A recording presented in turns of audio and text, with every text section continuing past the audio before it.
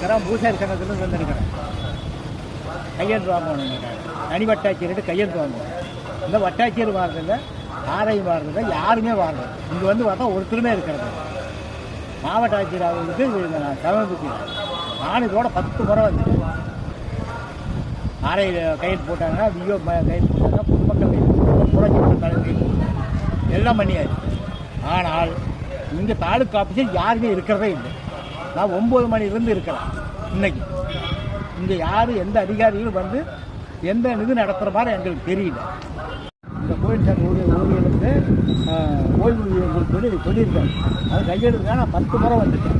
இன்னும் 10 முறையில் ஒன்றும் ஒருத்தர் கூட ஒரு அதிகாரிகள் கூட தாலுக்கா தாங்க முடியும். அதே ஐயா சேகர்பாபு அவர்கள் அமைச்சர் அவர்களுமே சொல்லியிருக்காங்க. இங்கே யாருமே இங்கே இருக்கிறது இல்லை. வட்டாட்சியர் அலுவலர்கள் யாருமே இருக்கிறது.